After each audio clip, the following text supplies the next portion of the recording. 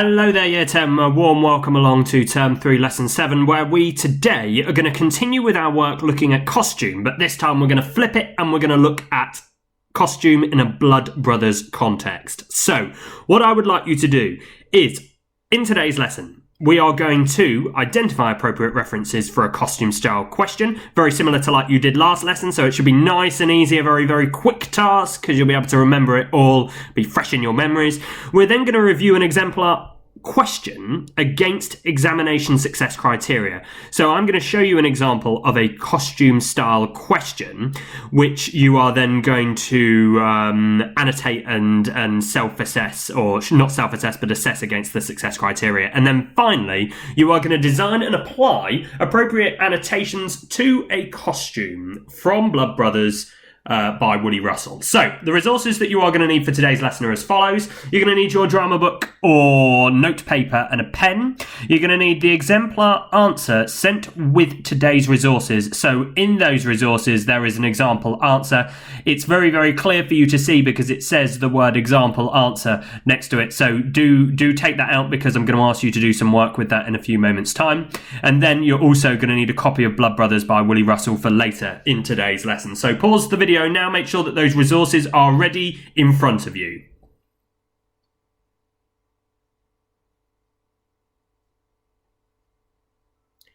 So let's get started. Very, very simple task. Without using your notes from yesterday, can you identify as many different references that you could make when answering a question on costume, but this time not with live theatre, but with Blood Brothers, bearing in mind that they are very, very, very, very, very similar in how we would answer those questions. So I'm going to ask you to pause the video now, and I'd like you to write them all down. This is just a 3-minute job, okay? 3 minutes to write down all of the references that you would make and then come back to the video.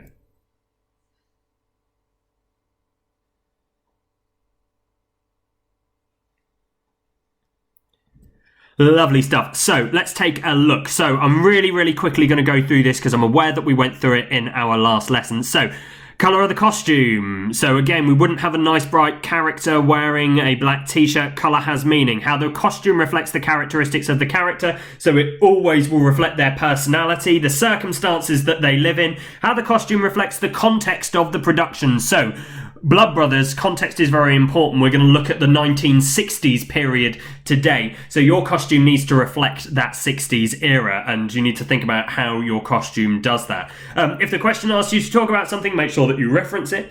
How the costume represents the age, the gender, the personality, the class, the social status of the character. How the costume links to other characters in the scene. So does it contrast? Is it the same? Why might that be? Makeup doesn't always mean makeup. So cuts, bruises, mud, especially in Blood Brothers. Let's be honest. If we've got Mickey or Sammy playing outside, it's likely that they're getting in the wars. So scrapes are totally appropriate for that. Remember what I said, never put no makeup. Okay, you could say naturalistic makeup, and then you could talk to me about some of the things that I've just referenced there. The condition of the costume, is it scruffy or ripped, and why is that? What does it reflect about the character?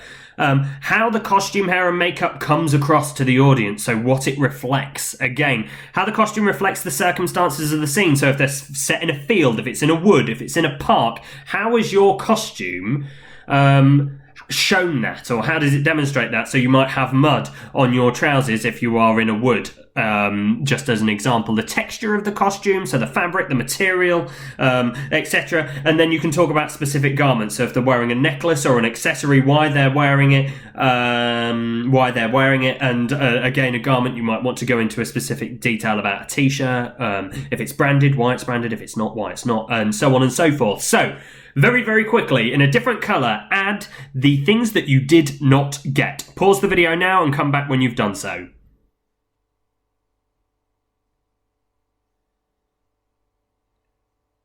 Lovely stuff. Okay, so you will notice on the screen in front of you that there is an example of an answer which is a 4-mark answer, and it is a costume answer about Mickey right at the beginning of the play when he first meets Edward. And actually, this is a part of the play that I think we know quite well. We have looked at this in a costume context before, and I have got an example. It's not one that's been written by me, but I've got an example in front of you that I think is a 4 out of 4 answer. So what I would like you to do is this. I'd like you, in your example that you have in front of you, because I've sent you the resources, to, in one colour, highlight where the candidate describes the costume or garment. So that might be the colour, the material, any kind of description I want you to highlight in one colour. In another colour, I want you to highlight how the candidate analyses how the description demonstrates meaning to the audience. So how it might represent their circumstance, their age, their social status, their social class, any kind of analysis in a different colour. And then finally, in your third colour, references to social context. So where the candidate has made a link between the costume and how it has been influenced by the context of the time period. So for this task, you're going to need 3 different colours. Now, there's no need to print it off. My recommendation is that you open the PowerPoint document and you either highlight it with the highlighting tool that is available to you in PowerPoint, or you just change the colour of the font. Very, very simple. So this should be a 5-minute maximum job, okay? So look at the success criteria, highlight where it exists within the work, and then we're going to review it together. So pause the video now, spend no longer than 5 minutes, and then come back to the video.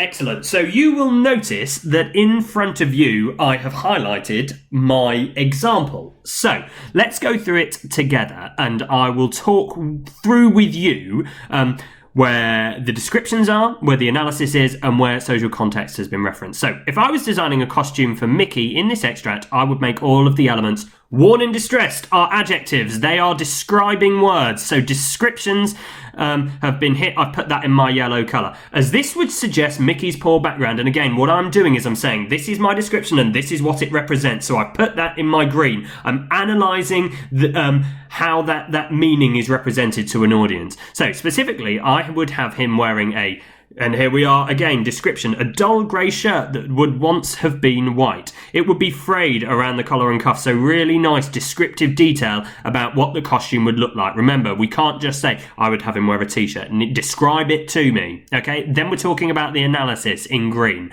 So this suggests that it would have been worn and washed many times because Mickey is from a large family and would not have new clothes. I might have even added something about poverty in there. Again, Mrs. Johnson not being able to afford new clothes, so hand-me-downs would have been appropriate. Here we go. Context, the thing that we struggle most with. So in blue, his jumper would have been green. So I've got my description there, green and woolen, knitted as many clothes in the 1960s were handmade. Easy, okay? It's true. So we've got that social context link in there. It's not an overly complex answer, but we've got it there and it's nice and simple. Another description, so it would have been baggy and too big for him and also full of holes. Again, let's go to the green. So the analysis, this would suggest that it has been handed down from Sammy, who is older and much bigger than Mickey, again showing their poverty. Going back to the description in yellow, his shorts would be baggy and covered in grass and mud stains. So notice when I said about the context, not just social context, but the context of the scene, we're in outside. He plays outside. He often getting into trouble, maybe playing in parks. So again, it's going to be covered in mud. So we've got that nice description there. In green, this would suggest Mickey's age of 7 and that he is energetic, playing out a lot, and has no regard for cleanliness. Another description, back to yellow. His shoes would be leather, and then here we go, nice little context link, as plastic or trainers would not have been around in the 1960s. Okay, so we've made our description, and then our analytical point is actually the social context point there. But they would be badly worn with soles hanging off.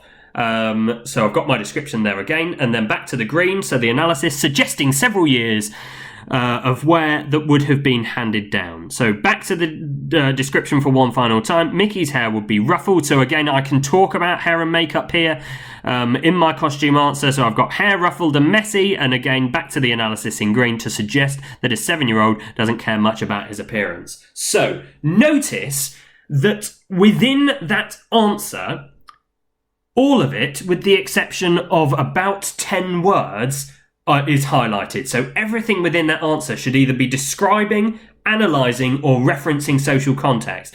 Make sure that your answers are doing that. And actually, this example is going to come in really useful for you, because we are going to move on and I'm going to ask you to create your own design where you can help, where you can use this example to help you with those annotations. So, moving on, and this is what I'm going to ask you to do. So our extract for today is pages 40 to 43 from Blood Brothers. We're going to start with Mickey, where he says, "Why don't you?" and a lovely expletive word there, off, and to the stage direction on page 43 where the narrator enters. Okay, so we've got that. My suggestion is that after you've listened to the instructions that you read that scene. Okay, you need to know what the context is, an understanding of the scene, so do that. Then what I want you to do is I want you to select one of the following characters to design or annotate a costume for. I'm going to be really specific. I want it to be Sammy, Edward, or Linda. I do not want it to be Mickey, because we have just gone through an answer which reviews Mickey. So I'm not making it that easy for you. So this is what I'm looking for. I'm looking for 5 to 7 annotations on your costume design, with at least 2 of these making a specific reference to social context. Okay, so if you have 5 that are just descriptions and analysis, so the yellow and the green, that's fine, but then I need an additional 2 where you might have description, analysis, but the link to the blue highlighting, which is our reference to social context. So this is what you need to know to be successful in this task. So let's take a look at the diagram that is on the right-hand side of the screen. So the context, the characters of the scene are likely playing out on the street. It could be a park. It doesn't really say, but they're outside. It's a group of friends playing together, messing around, and a little bit of conflict happens, but it's not massively relevant for the costume design. For the design success criteria, I want you to design a costume that is appropriate for your chosen character. It should represent their personality, their social context, their gender, their social class. Also, consider the environment in your design. So if they're outside, maybe like in the exemplar that I showed you, you've got mud or so on the designs. So annotation success criteria. Again, I don't care how good you are as an artist. Your design can be very, very, very basic, but your annotations need to be very detailed. So I'm looking for 5 to 7 examples where you describe the costume or garment in a specific detail. So you could be talking about the colour, the material, the condition, a description of it. Again, using those adjectives like we saw in the example answer. And then I want you to make sure that with each annotation that you always analyse it. So you describe, then analyse. So talk to me about how the description demonstrates meaning to the audience. So how it represents their circumstance, their age, their status, their social class, etc. How your description of that costume represents something meaningful to an audience member. And then finally, like I said, at least 2 of your annotations out of your maximum of 7 need to have a reference to social context. So you need to make a link between the costume and the time period and the context of that time and the fashion of that time period. And again, I've got a couple of examples within that answer to help you. What you could also do is you could use some of the research that you did last week looking at social context. Some of that might have been to do with fashion. You can also read through some of the resources that I sent you last week to do with social context, because there's 2 pages from that 10-page document that I sent you that looks at social context. That might be worth looking at too. If worse comes to worse and you're really struggling, have a look on the internet. Google 1960s fashion and use some of the influences from there to include in your annotations. There's no shame in doing that, okay? No problem with doing that at all, okay? So that is the task as stands. So again, start off by reading the extract, then design the character, and then 5 to 7 annotations, 2 of which must have a reference to social context. Finally, submitting your work. I have sent you the resources for this lesson, and I have given you a due date and explained the way that you need to submit your work through Microsoft Teams via the assignment section. I'm going to give you tomorrow's lesson, or if it's not tomorrow, the next lesson that you have, to complete your designs that you started today looking at a character within Blood Brothers, but also completing your costume annotations for Ben in Things That I Know To Be True. What I will do in your next lesson, again, is I will just send you an email saying, okay, right, you know what you're doing today. You need to complete the 2 tasks that you have been set in the first 2 lessons of this week. Make sure that they're completed and uploaded for this date. So that is what I'm going to be looking for. I hope that you have understood everything. Go back through the video if you need to. Go through the resources. Email me if you need anything. Wonderful stuff. Stay safe. Stay well. Thank you and goodbye.